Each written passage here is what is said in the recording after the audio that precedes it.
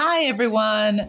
Today I'm looking at the game Dragon Ball Fighters to help you decide if it's okay for your kids to play. This game is rated T for teen by ESRB, so that kind of puts it on the bubble for being appropriate for those tweens in that 10 to 12 range. If you're not familiar, Dragon Ball Fighters is part of the popular anime franchise Dragon Ball, which includes books, films, shows, and multiple video games. Dragon Ball Fighters is basically a hand-to-hand combat style game where you and your teammates choose different players to fight as and try to defeat the other team. The game has been out for a few years, but there are still plenty of people playing, kids included.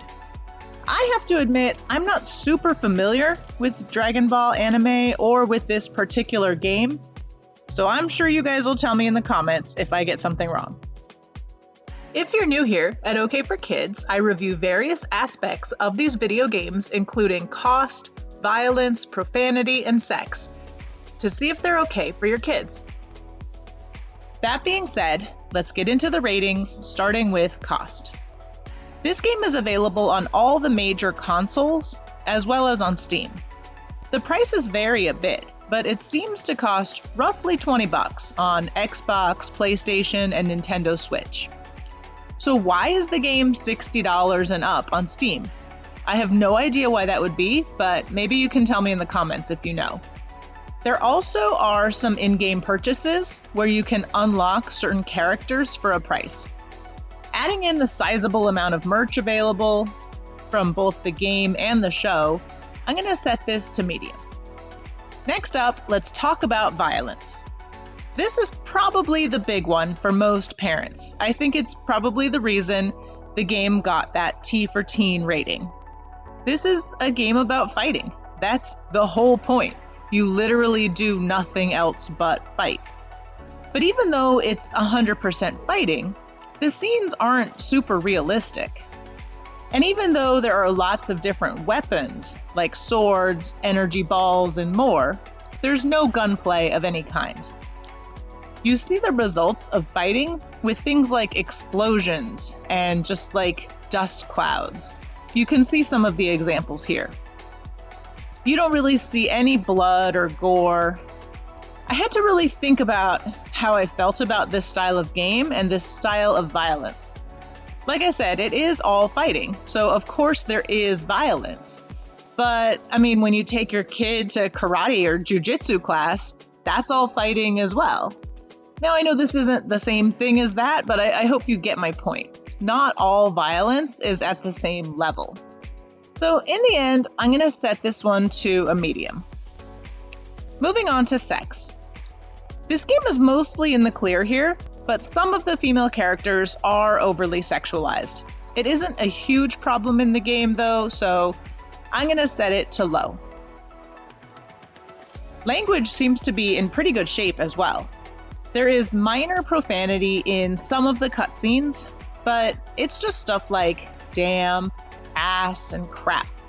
So hardly even counts. Also, even though you can play this game with other people, there doesn't seem to be a voice chat that I could find. Let me know if I missed something here, but I didn't see it. So given all that, I think the language can go to low as well. The last category is the annoying rating. I didn't find this game to be too annoying. It's a different style of game than I'm used to, and my kids haven't played anything like this, so maybe I would be more annoyed if they played it a lot. From what I've read, there are some good messages in here about working together and believing in yourself, so that's a plus. Without knowing much beyond that, I'm going to set this to low.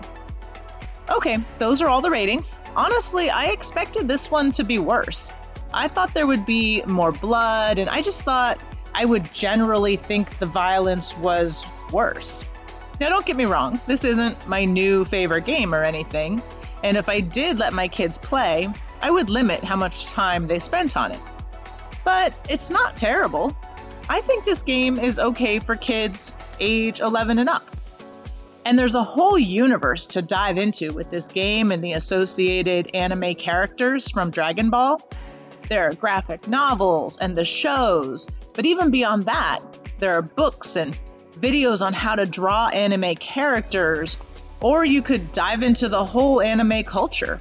I even read that Dragon Ball was originally inspired by a classical 16th century Chinese novel, Journey to the West.